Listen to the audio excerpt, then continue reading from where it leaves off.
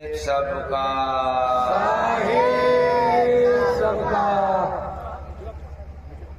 सत्संग के जल से नहाया नहीं, कैसे निर्मल हो पाएगा। सत्संग के जल से नहाया नहीं, कैसे निर्मल हो पाएगा। अभिप्रीत गुरु से लगाया नहीं, कैसे निर्मल हो पाएगा। अभिप्रीत गुरु से लगाया नहीं, कैसे निर्मल हो पाएगा। सत्संग का जल जो पाता है, सत्संग का जल जो पाता है, चादर उसका धुल जाता है, चादर उसका धुल जाता है। सतगुरु को इष्ट बनाया नहीं, कैसे निर्मल हो पाएगा। सतगुरु को इष्ट बनाया नहीं, कैसे निर्मल हो पाएगा। गंगा यमुना में नहाता है, गंगा यमुना में नहाता है, मन का न मैल बहाता है, मन का न मैल बहाता है। सरिता सत्संग सुझाया नहीं, कैसे निर्मल हो पाएगा। सरिता सत्संग सुझाया नहीं, कैसे निर्मल हो पाएगा। सत्संग में मारे जो गोता, सत्संग में मारे जो गोता, तन मन निर्मल जीवन होता, तन मन निर्मल जीवन होता। गुरु नाम से जीव जगाया नहीं, कैसे निर्मल हो पाएगा। गुरु नाम से जीव जगाया नहीं, कैसे निर्मल हो पाएगा। पानी सत्संग रूहानी है, पानी सत्संग रूहानी है, पीता जो हंस सुजानी है, पीता जो हंस सुजानी है। गुण सतगुरु का तू गाया नहीं, कैसे निर्मल हो पाएगा। गुण सतगुरु का तू गाया नहीं, कैसे निर्मल हो पाएगा। जय गुरु बंदे सत्संग चल, जय गुरु बंदे सत्संग चल। गुरु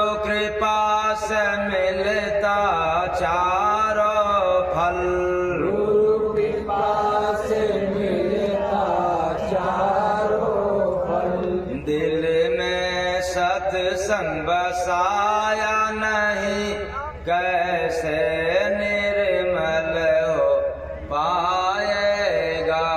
दिल में सत्संग बसाया नहीं कैसे निर्मल हो पाएगा। सत्संग के जल में नहाया नहीं कैसे निर्मल हो पाएगा। सत्संग के जल में समाया नहीं कैसे निर्मल हो पाएगा। साहेब सबका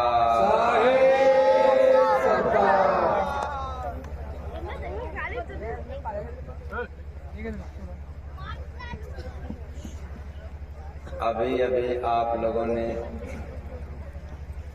भजन तो सुना कि सत्संग के जल से नहाया नहीं कैसे निर्मल हो पाएगा, लेकिन इसका मतलब क्या है? जल से नहाया नहीं कैसे निर्मल हो पाएगा। अरे आप लोग रोज स्नान करते हैं और कहते हैं कि स्नान कर लिया तो शुद्ध हो गया, यही बात। इसका मतलब कि मुर्गा खा करके स्नान कर लिया तो क्या हो गया? हाँ, जरा बात को गौर कीजिएगा। यहाँ संकेत क्या मिल रहा है भजन का कि सत्संग के जल से नहाया नहीं कैसे निर्मल हो पाए। इसका मतलब कि दारू पी करके गंगा जल में डुबकी लगा लिया तो निर्मल हो गया? हाँ, बड़ा गड़बड़ है। इसका राज समझ लेना जरूरी है। यह शरीर हाड़ मांस का है, सोना चांदी का नहीं है, हीरा मोती का नहीं बना है। ये पंच भौतिक शरीर है, 5 महाभूतों से निर्मित है और ये कभी शुद्ध नहीं हो सकता। चाहे आप गंगा जी में डुबकी लगाए रहे, चाहे आप कोटिन उपाय करें, फिर भी निर्मल नहीं हो सकता। तब कहेंगे कि स्नान हम लोग किस लिए रोज करते हैं?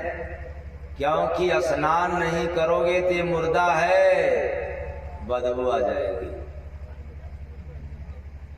क्या आ जाएगा?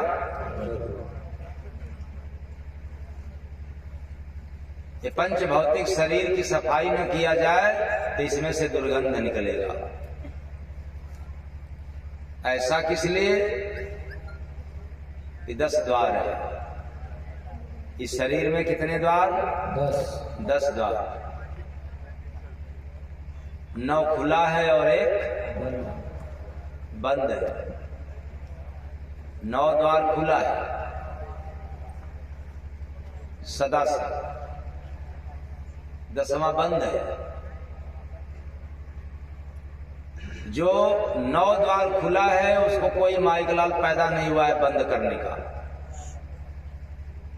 और जो 10वां बंद है उसको कोई खोल नहीं सकता।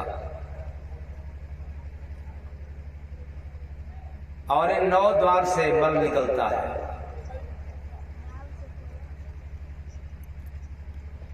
इसलिए इसके लिए स्नान जरूरी है।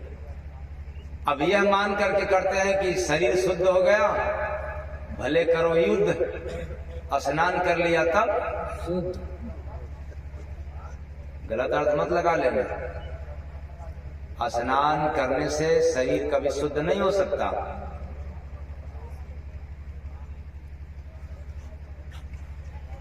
तो 9 द्वार कौन है? जिससे हमेशा गंदगी निकला करता है। 2 आंख और 2 कान, कितने हो गए? हाँ, 4 और 2 नाक, हाँ, 6 द्वार और 1 मुंह, कितने? 2 नीचे का द्वार,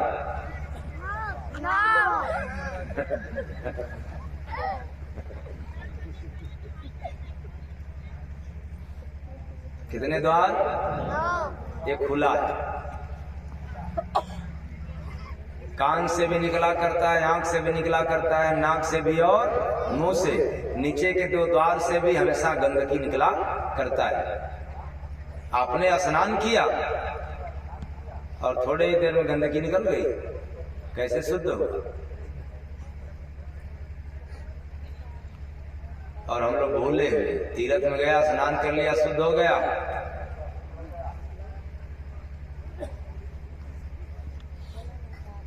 और 10वां द्वार बंद है, दोनों आंखों के भाव के मध्य में, जहाँ टीका, चंदन और विधिया लगाई जाती है, ये द्वार बंद है, इसको आप खोल नहीं सकते। और इस द्वार को खोलते ही हरि का दीदार होता है। चमड़े की आंख से आप देख रहे हो संसार को, ओंकार को नहीं लग सकते, क्योंकि ये माया की आंख है, कब बंद हो जाएगी काम करना इसकी कोई गारंटी नहीं है। नो गारंटी की आंख से कभी भी ईश्वर का दर्शन नहीं होता है। जो गारंटेड आंख है वो खुल जाए, हरि का दर्शन हो जाए। लेकिन वो खुलेगा तब 10वां द्वार जब कोई तत्वदर्शी महापुरुष मिल जाए, तब। तो भजन की लाइन को याद करते रहिए। सत्संग के जल से नहाया नहीं, कैसे निर्मल हो पाएगा।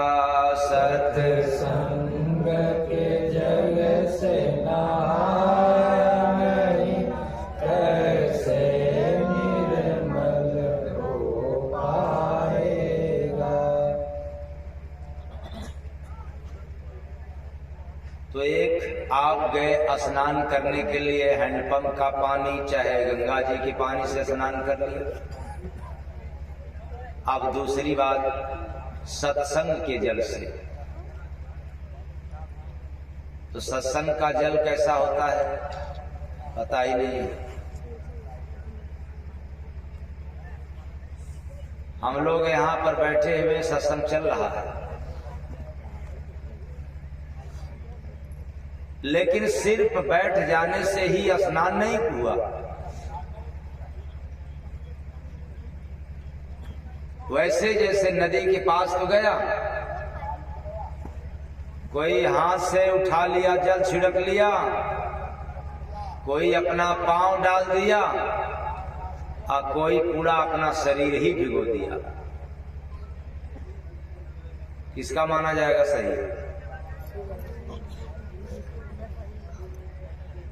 हाँ? और जो हाथ से लेकर के डाल दिया, अच्छा पूरा, जो पूरा नहाया मतलब बेचारा अधूरा नहाया था। किसी का नहीं, किसी का नहीं। शाबाश, बहुत अच्छे। एक बच्चा कह रहा किसी का नहीं। लेकिन अगर ये पूछा जाएगा कि क्यों, तो नहीं बता पाओगे। पर इतना तो ठीक है, कम से कम ये तो कह दिया साहस हुआ। किसी का सफल नहीं हुआ। क्यों सफल नहीं होगा? आप निगुरा बन करके गए स्नान करने के लिए। निगुरा मतलब बिना गुरु के शरण में। तो ये बेचारे जितने निगुरा जाते हैं स्नान करने के लिए, इनको फल नहीं मिलता है। तो बिना निगुरा लोग जो पूजा करते हैं, तीरथ व्रत करते हैं, मुख में राम बगल में छोड़ी पाजब घात काट ले, ये निगरों की कहानी है। मतलब अपने मन से पूजा करेंगे, मन करेगा तो करेंगे, या नहीं करेगा तब नहीं करेगा। या ऑफिस दफ्तर वाले, बिजनेस वाले, व्यापारी वर्ग जब 99-100 का चक्कर रहेगा तब थोड़ा घुमा लेंगे, उसके बाद फिर दूसरे चक्कर में होगा, वो भी मतलब का ही है। और तीर्थ में भी गया स्नान करने के लिए, पूरा गोता लगाया तो भी फल नहीं मिलेगा। ऐसा क्यों? जाकी रही भावना जैसी, हरि मूरत देखी तिन तैसी। दिल में तो पाप है, मन में कपट है, और चल दिया स्नान करने के लिए।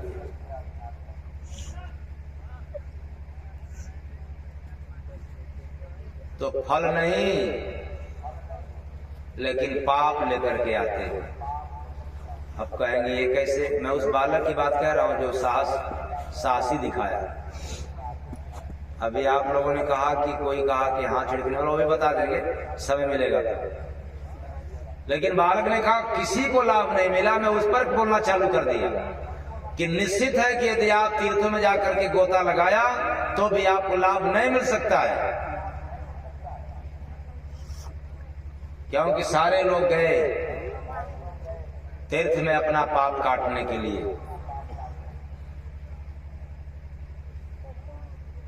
और एक आदमी गोता लगाया, मान लिया जाए तो उसका पाप धुला, दूसरा भी आदमी स्नान किया तो उसका भी पाप धुला। उसी तरह से न जाने कितने लोग एक साथ डुबकी लगाते हैं और न जाने कितने लोगों का एक साथ पाप धुलता है, और आपने वही धुला हुआ पाप को भर के अपने घर में लाया। वही लाया कि दूसरा जल लाया? हाँ, क्या बात। हमने आपने जितने भी लोगों ने गया डुबकी लगाया, पाप धुला, और धुला हुआ पाप का जल भर के घड़ा में घर लाया। तो गया अकेला पाप धुलाने के लिए, न जाने कितने लोगों का पाप लेकर आ गया।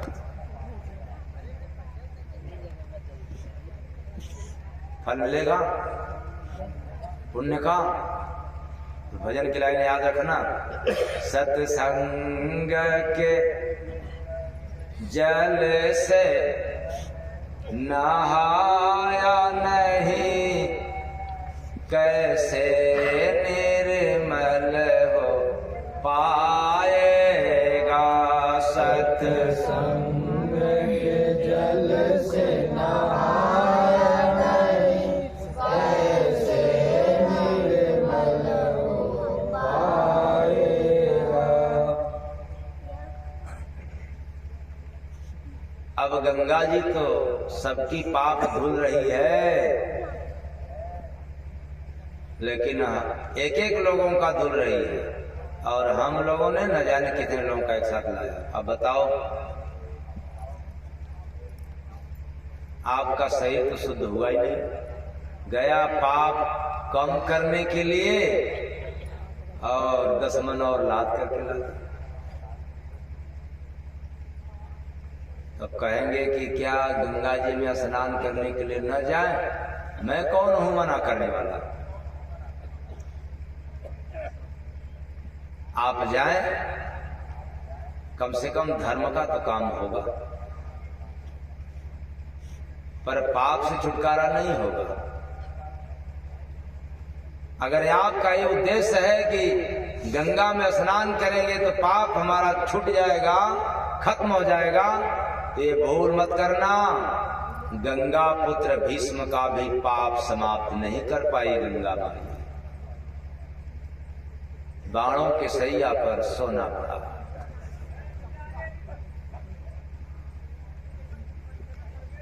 गलत है या सही है? प्रमाण है कि कोई बना करके कह रहा हूं?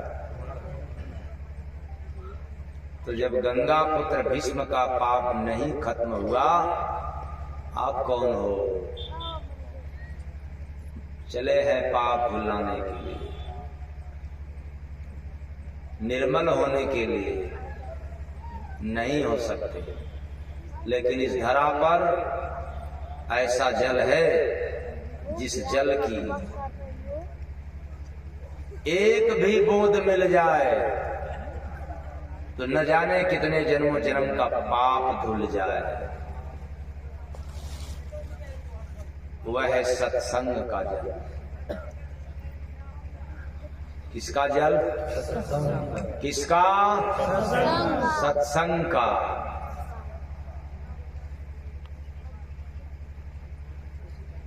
तो सत्संग में जल कहाँ है? हम लोग तो बैठे हैं जमीन पे, बरसात तो हो नहीं रही है।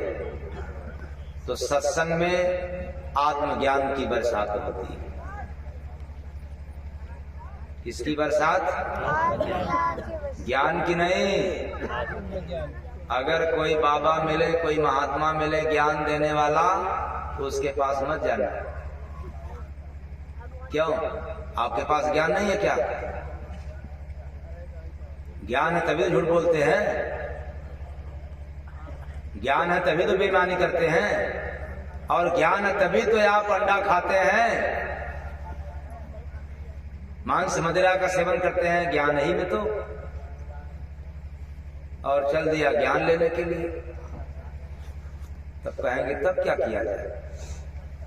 तब ऐसे महात्मा के शरण में जाना जो ज्ञान न दे, बल्कि आपके पास जो ज्ञान है उसको भी समाप्त कर दे।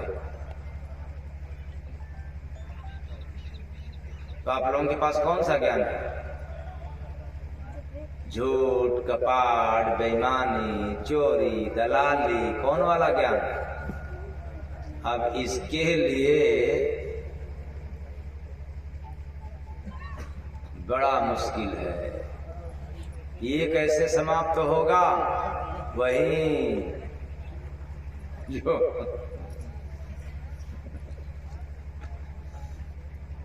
तो सत्संग के जल से नहाया नहीं, कैसे निर्मल हो पाएगा?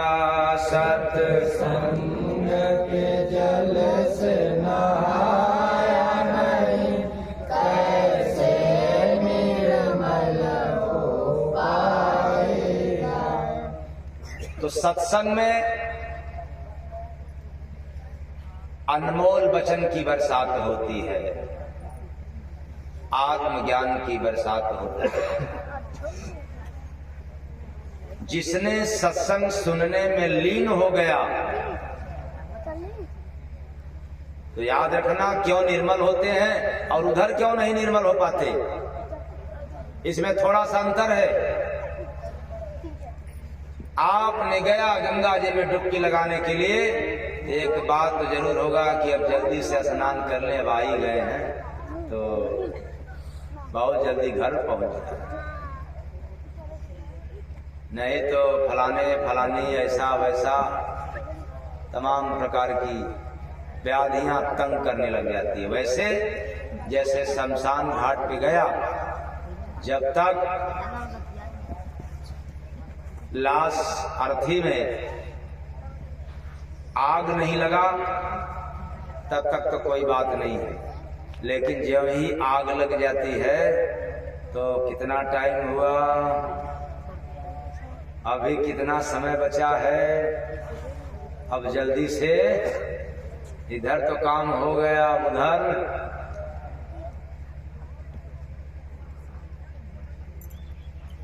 मन चंचल हो जाता है। तो गंगा जी में डुबकी लगाया लेकिन मन चंचल है। लेकिन सत्संग में बैठा हुआ इंसान अगर वचन को सुनने में लीन हो गया तो कम से कम इतना तो जरूर है, काम, क्रोध, मद, लोभ उतने देर तक उससे दूर रहता है।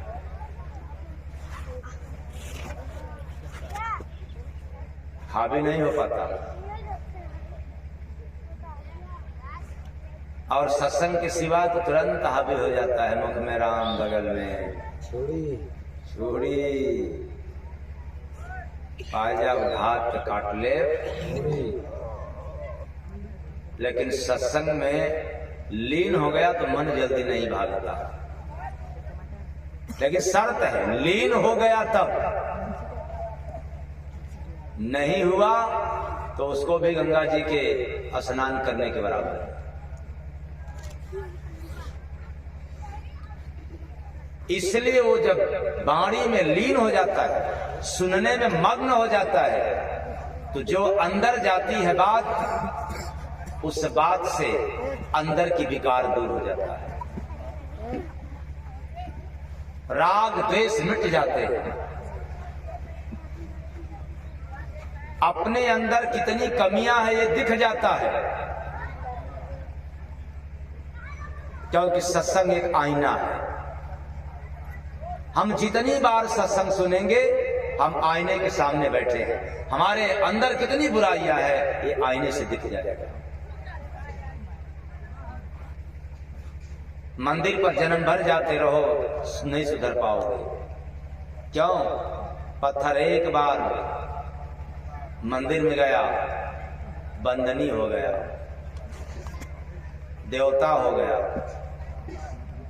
लेकिन इंसान न जाने कितनी बार मंदिर पे गया, अबे जैसा का तैसा। इसलिए इंसान से अच्छा है पत्थर, वो पूजनीय हो गया। जिसको बनाने वाला इंसान है, लेकिन धिक्कार है ऐसे इंसान को कि कम से कम इंसान तो नहीं बन पाया। कहेंगे कि हम लोग इतने इंसान नहीं है, इंसान का चोला है ये, इंसान का केवल खोल है, इंसानियत नहीं।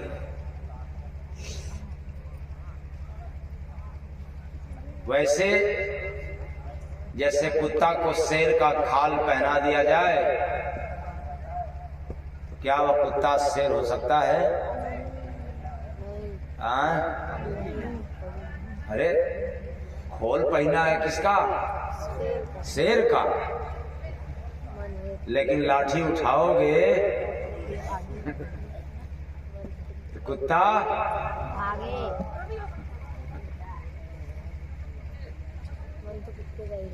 लेकिन ओरिजिनल शेर हो तब तो लाठी उठाओगे तब भी आप पर क्या कर देगा? प्रहार कर देगा। ऐसे ही इंसान का चोला है, ये खोल है, इंसानियत नहीं है। इंसानियत तब तक नहीं होगा जब तक हमें सत्संग सुनने को न मिले। आप कोटिन बार तीरथ कर लो, कोटिन पूजा कर लो, फिर भी आप इंसानियत में नहीं जीवन यापन कर सकते। ज्ञान सभी के पास है, लेकिन कब कहां क्या बोलना है इसका ज्ञान नहीं है। लेकिन सत्संग सुनने के बाद यह पता चलता है कहां बोलना चाहिए और कहां बोलना। ये सिखाने वाला कौन?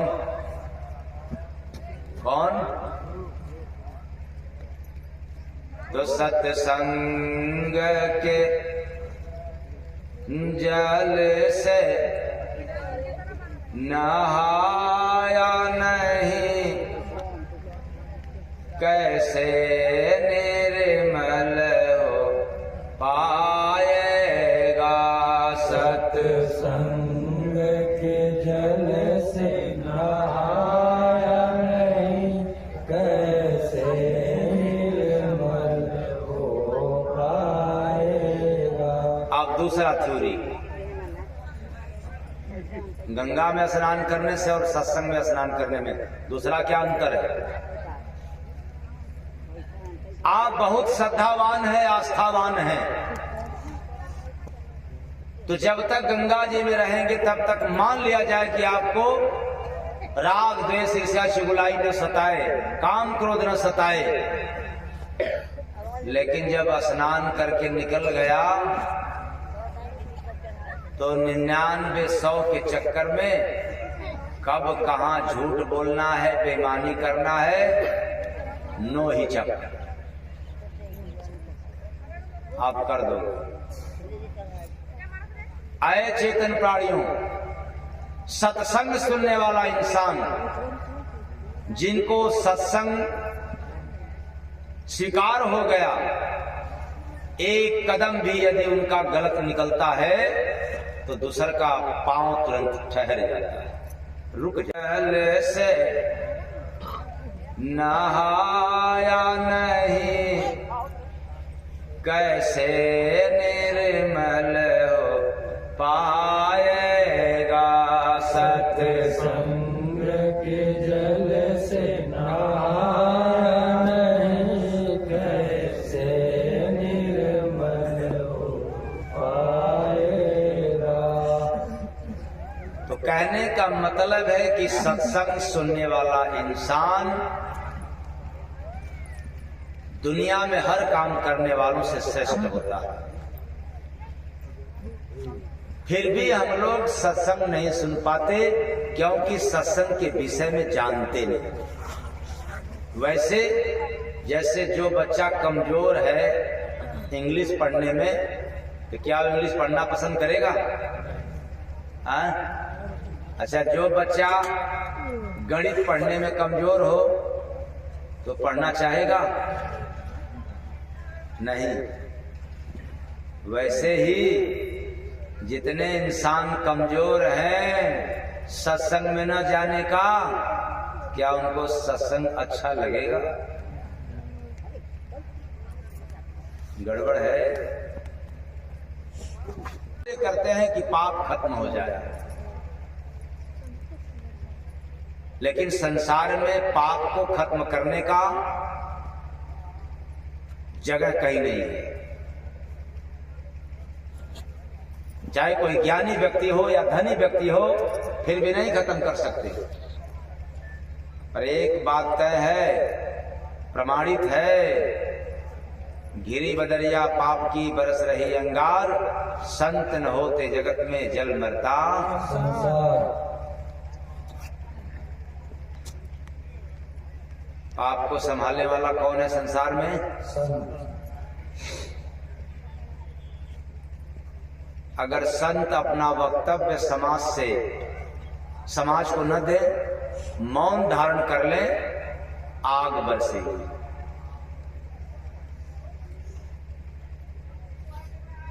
वो कैसे आग? जैसे इस समय चल रहा है मौसम ताप का, ठीक? सूरज तो ऊपर है ना, रोशनी कहाँ है?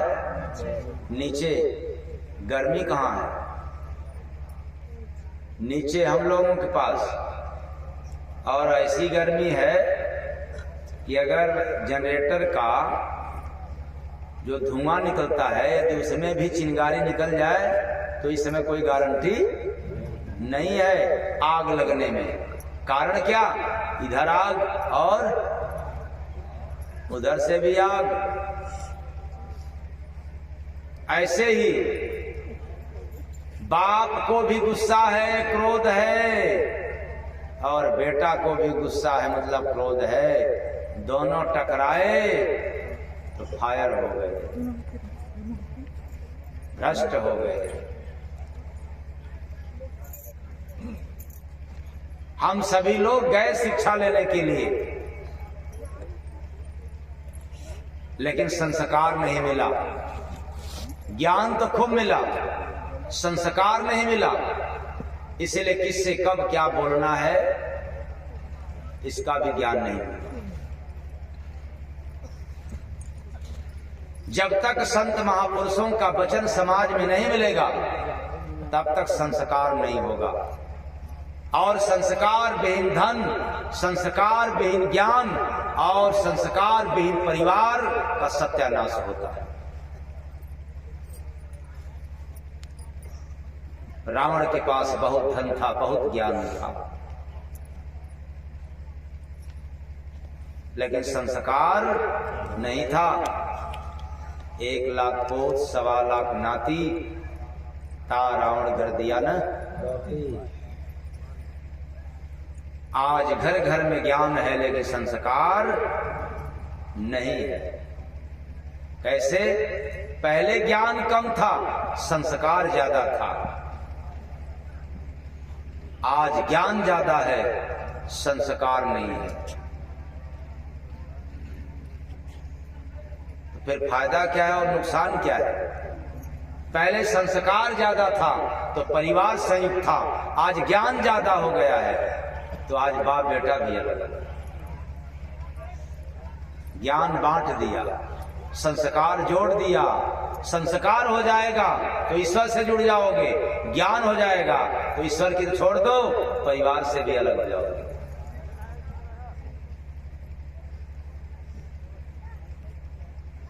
इतना घातक है ज्ञान, जिस ज्ञान का बड़ा गरूर है, घमंड है।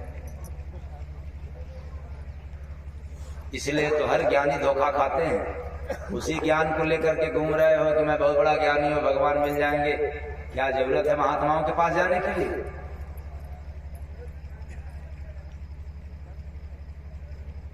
तो ज्ञान रहेगा तो अशुद्ध हो जाएगा, संस्कार हो जाए तो शुद्ध हो जाएगा। ज्ञान के लिए पढ़ना पड़ेगा और संस्कार के लिए तो सत्संग सुनना पड़ेगा।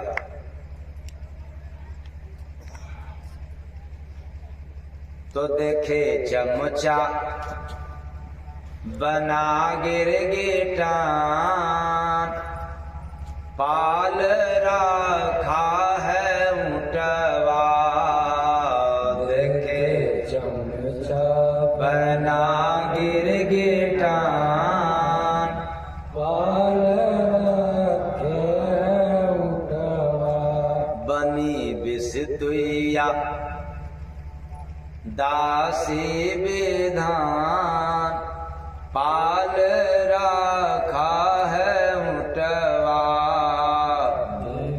बिसतुइया दासी विधान, पाल रखे ऊंटवा। गोरो बना ऊंट चला है गिरगिट, गुरु बना ऊंट चला गिरगिट। ये बात समझ आ रहा कि नहीं आप लोगों को? क्योंकि सुनने को कभी मिला ही नहीं, नसीबे में नहीं था।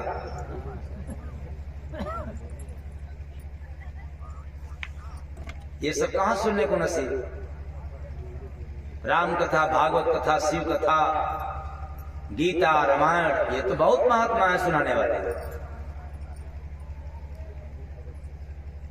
ऐसे महात्मा तो कबीर साहब के भी जमाने में थे, लेकिन एक अकेला आला कबीर ने फरमाया, दास कबीर की उल्टी बानी, अबर से कम्बल भीगे पानी। उस जमाने में फकीर बहुत थे कबीर साहब के, लेकिन सबका तार नहीं जुड़ा था।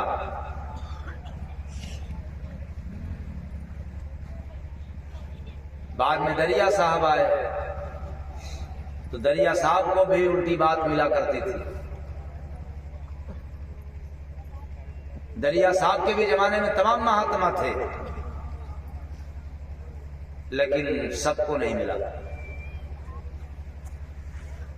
आज भी बहुत से महात्मा हैं, बहुत अच्छी अच्छी बातें सुनाते हैं। सभी महात्माओं को नमन है मेरा, लेकिन ऊपर की बात नहीं है। ऊपर का कनेक्शन वाला बात नहीं है। तब किस कनेक्शन का है? रामायण से कनेक्शन है, गीता से कनेक्शन है, कथा से कनेक्शन है।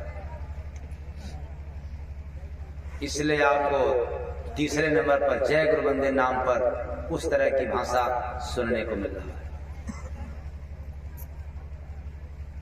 तो गुरु बना ऊंट चला है गिरगिट, गुरु बना ऊंट चला गिरगिट। देता गुरु को खाना निर्घिट, देता गुरु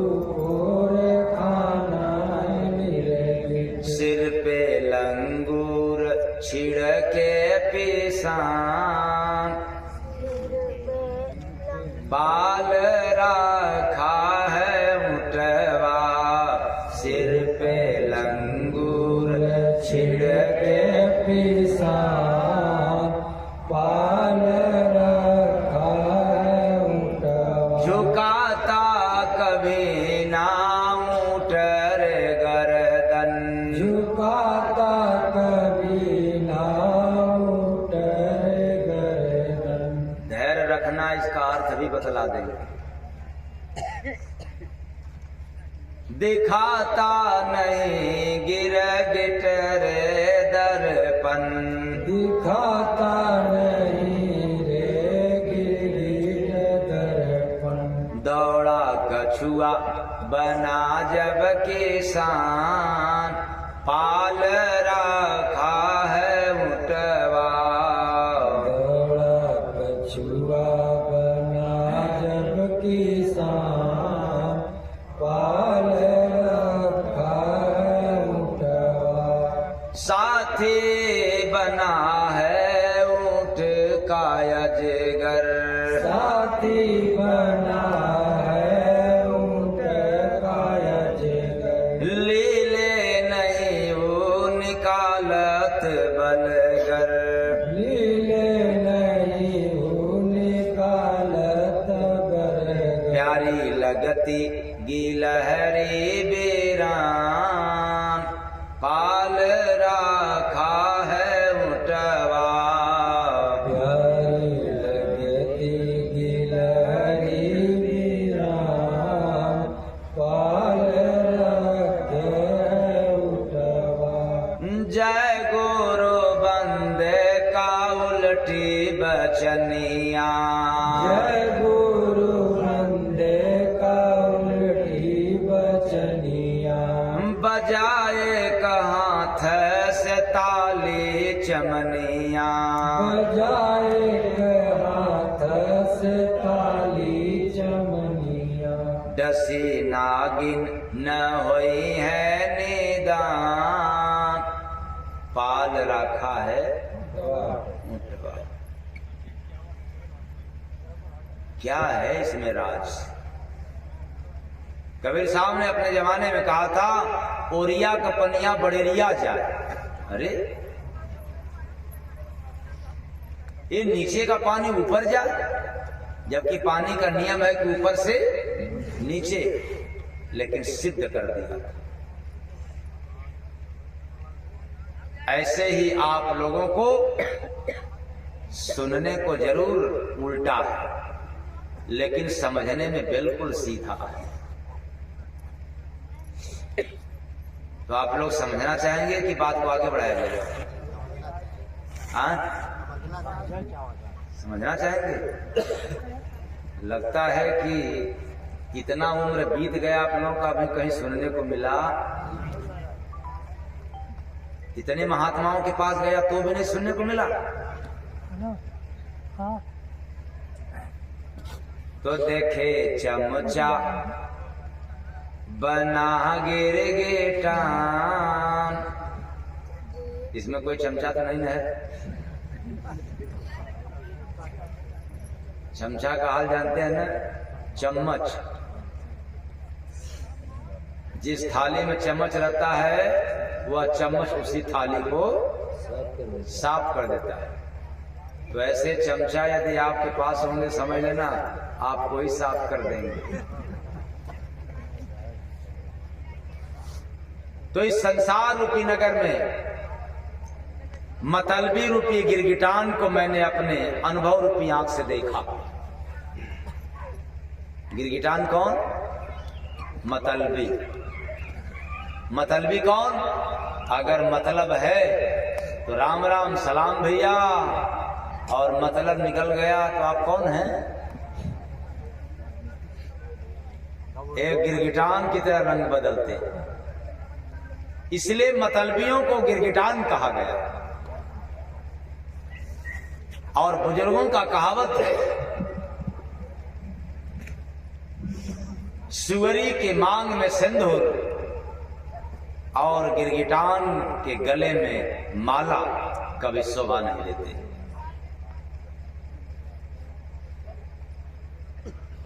गिरगिटान हमेशा बदलता रहेगा और सूरी हमेशा कचड़ा में।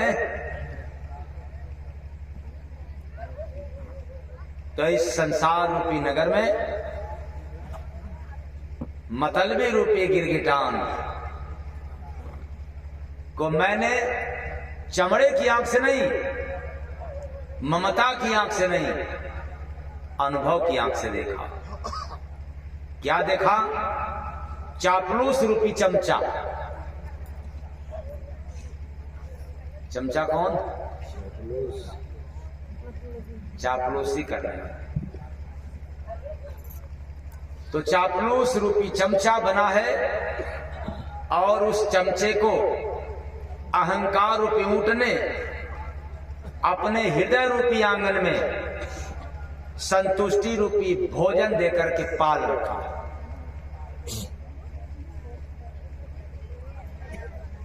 अहंकार रूपी ऊंट। आप लोगों में से कोई अहंकारी तो नहीं ना है? हमें पूछा नहीं, पूछता नहीं, हमें सम्मान नहीं देता। ये बेचारे ऊंट के समान अभिमानी व्यक्ति जो समाज में अपने आप को बड़ा बनते हैं, वो सबसे अहंकारी है। और कबीर साहब ने क्या कहा? बड़ा हुआ तो क्या हुआ? जैसे पेड़ खजूर। आगे पंथी को कि पंछी को? बाप रे बाप, इतना लंबा पेड़ और एक पंछी भी छाया नहीं ले सकती। भला इंसान का क्या होगा? बड़ा बहुत है, लेकिन तेरे से कोई बोलना पसंद न करे, तेरे पास कोई रहना पसंद न करे, तेरी बड़ाई किस काम की? इसलिए मैं कहता हूं कि बड़ा बनने से पहले अपने आप में सुधार कर लो। अपने से छोटों को सुधारो मत, सुधारने में तुम बिगड़ जाओगे। तेरे पास वो दिमाग, वो ज्ञान नहीं है सुधारने की, क्योंकि अभिमानी व्यक्ति अंधा होते हैं। और अंधा क्या राह दिखाए किसी को? हर बड़े लोग यदि छोटों की सम्मान देना चालू कर दें तो छोटे तो पांव छूना चालू कर देंगे। छोटे आदमी के सामने यदि बड़ा कड़ा हो गया, छोटा तो दूर हो गया। बुलाओ फलनवा, आ जा रहे, आ जा रहे, अब आने वाला नहीं है। आना भी चाहेगा तो कहेगा कि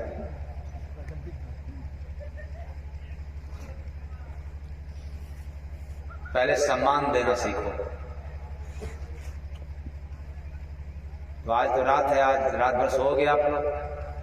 जितने बड़े लोग हैं, छोटे नहीं, बड़े लोग, क्योंकि सुधारना किसको है? बड़े लोगों को। छोटे तो अपने आप सुधर जाएंगे, बड़ों को सुधारना बड़ी कठिनाई है। जैसे जो बुजुर्ग हो गया है उसको सुधारना बहुत कठिनाई है। और हर बुजुर्ग कहता है कि सुधर जाओ, और मैं बुजुर्गों को कहता हूं तुम पहले सुधर के जाओ, तुम खुद बिगड़े हो। वो कैसे बिगड़े हो? जब कभी आप बुजुर्ग हो गए, जब कभी आप जवान थे तो बड़ा झूठ बोला। भजन करेंगे आखिरी में, जब बेटा बेटी का काम हो जाएगा, दुकान मकान का काम हो जाएगा, तब फुर्सत मिलेगा। जब दांत में, मुंह में दांत नहीं रहेगा, सर पर बाल नहीं रहेगा, रहेगा भी तो सन जैसा रहेगा, तब भजन करेंगे। यही ना? अब जितने बुढ़े हैं उनसे कहो कि अब तो कुछ नहीं करना है, भजन कर लो, तो ये बुढ़े बुढ़िया क्या कहेंगे? अब तो चला चलेगा। टाल मारा उसमें, बहानेबाजी किया जवानी में। इसलिए मैं जवानों को कहना चाहता हूं, ऐ नौजवानों, बुजुर्गों का नकल करोगे तो तेरा भी वही गति होगा। कम से कम बुजुर्गों से सबक सीखो कि ये लोग जवानी में झूठ बोले थे और हम लोग भी झूठ बोलेंगे तो ये बुढ़ापे में भक्ति भजन नहीं हो पाएगा।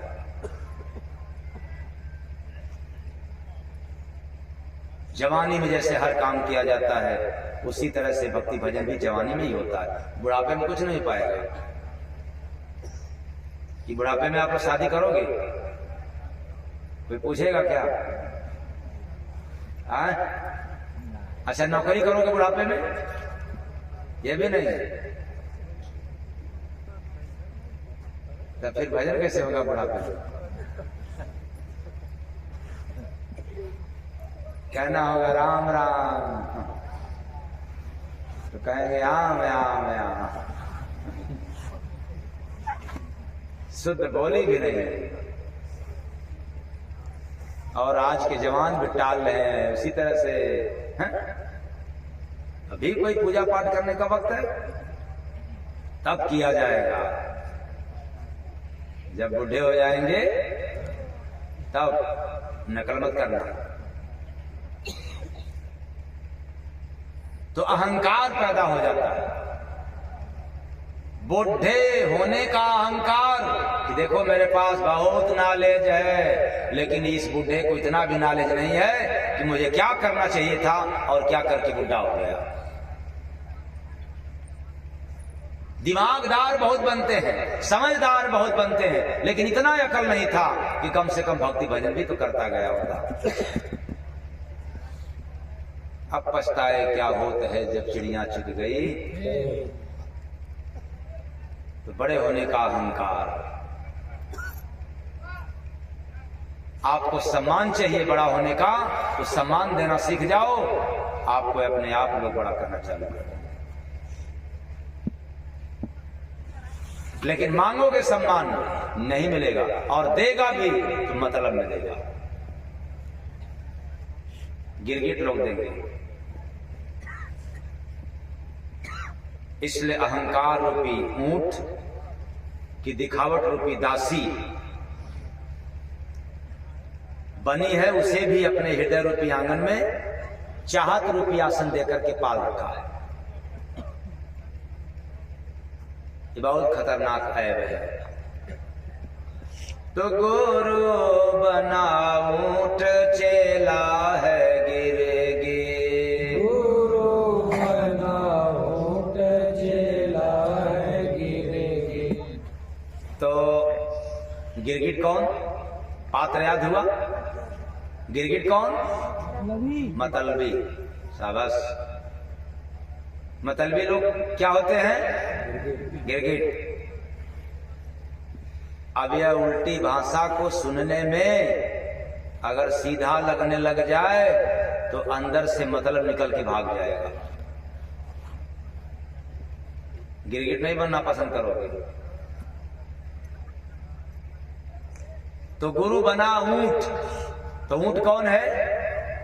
अहंकार। अहंकार रूपी ऊंट अपने आप ही गुणवान रूपी गुरु, मतलब अहंकारी अपने आप को समझता है कि मेरे पास बहुत बड़ा गुण है, मेरे पास धन है, मेरे पास रूप है, मेरे पास पद है, क्या बात है। वो अपने आप को गुणवान समझता है। इसलिए तो बेचारी बहू आती है तो सास अपने आप को गुणवान समझने लग जाती है और अंधी बन गई सास। यही कारण है कि सास बहू में तकरार चालू हो जाती है। सास तो इस कदर अंधी हो जाती है कि उनको पता ही नहीं कि मेरी बेटी में कितना कमी था, मैंने अपने पति तक नहीं बतलाई, और बेचारी कल की बहू आई है तो एक भी कमी उस बर्दाश्त नहीं, क्योंकि वो पराई घर की आई है, वो तो सहूरे नहीं सीख करके आई है। और सास तो अपने बेटी को बहुत सहूर लगता है सिखाई है। यही बात है ना, अहंकार, बड़ा होने का अहंकार। इसलिए मैं बार बार कहता हूं, बड़े लोगों को, छोटों को मत सुधारो। तुम इतना सुधर जाओ कि छोटे लोग आपको देख करके सुधर जाए। अगर छोटों को सुधारना चालू कर दिया तो वो तो सुधरेगी नहीं, लेकिन तेरा बिगड़ना तय है, पक्का।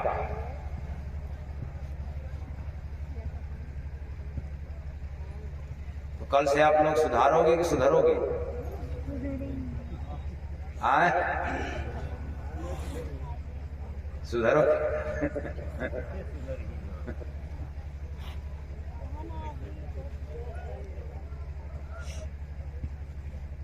तो यह जो अहंकार रूपी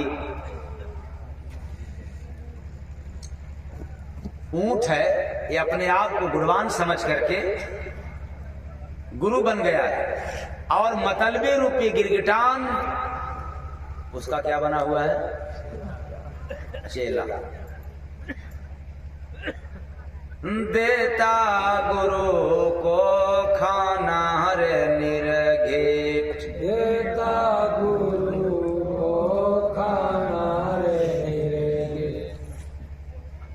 बड़ाई रूपी खाना देता है, यानी अभिमानी व्यक्ति को खूब सम्मान दो तो आपसे बहुत खुश रहेंगे। और मैं बार बार कहता हूं कि अहंकारी व्यक्ति बहुत नाजुक होते हैं। अहंकारी व्यक्तियों से बुद्धिमान व्यक्ति बहुत बड़ा काम ले सकता है। क्या कि धरती पर कहीं भी सत्संग हो, किसी भी संत महापुरुष का सत्संग हो रहा हो, आपको निमंत्रण नहीं मिला हो, तब भी वहां जाकर के बैठ करके आसन लगा करके सत्संग सुन लेना और प्रसाद ग्रहण कर लेना। कुछ लोग कहेंगे कि सत्संग तो सुन सकते हैं लेकिन निमंत्रण नहीं है, तब प्रसाद नहीं ले सकते। ये भ्रम है। सत्संग किसी एक व्यक्ति का नहीं है और सत्संग में बना हुआ प्रसाद किसी एक व्यक्ति का नहीं है। अगर किसी को ऐसा भेदभाव समझ में आता है तो सत्संग सुना, प्रसाद लिया और प्रसाद के बदले में कुछ रख दिया, तब तो नहीं ना दोष लगेगा? तब भी लगेगा। नहीं सर। इसलिए भ्रम मत रखना। और किसी भी फकीर, किसी भी महात्मा का हो, ये मत समझना कि हम किसी ऐसे महात्मा से जुड़े हैं तो हम उनका कैसे सुनेंगे। तो वो महात्मा क्या आसमान में उड़ करके सत्संग सुनाते हैं? अगर ऐसा कोई महात्मा कहता है कि दूसरे महात्मा के पास नहीं जाना चाहिए, तो मैं तो कहता हूं कि उसी महात्मा से पीछा छुड़ा लेना चाहिए। क्योंकि अंधा गुरु बहिरा चेला, मांगे गुड़ थमावे ढेला। महात्माओं का एक सिद्धांत है कि धर्म की स्थापना हो, सभी लोग काम करते हुए धर्म से जुड़े और धर्म के प्रति जागे और धार्मिक बने रहें, ताकि जीवन में कलह संकट पैदा न हो और यहाँ का काम करते हुए वहां चले जाए। महात्माओं का ये काम नहीं केवल मेरे ही पास रहे। इसलिए सत्संग जरूर सुन लेना। सत्संग में आप बैठेंगे तो आपका विचार शुद्ध होगा, आपका मन शुद्ध होगा, आपका धन शुद्ध होगा, आपका अन्न शुद्ध होगा। और मैं तो दावे के साथ कहता हूं, सत्संग सुनने वाले व्यक्ति का पूरा जीवन शुद्ध हो जाता है। प्रेम से बोलो सद्गुरु भगवान की जय। तो सत्संग के जल से नहाया नहीं, कैसे निर्मल हो पाएगा। सत्संग के जल से नहाया नहीं, कैसे निर्मल हो पाएगा। बस आज इतना ही। मेरी वाणी आप लोगों को गहरा चोट पहुंचाया हो ना समझने के कारण अपना समझ करके क्षमा कर दीजिएगा और आशा रखता हूं कि आप लोग क्षमा कर देंगे। साहेब सबका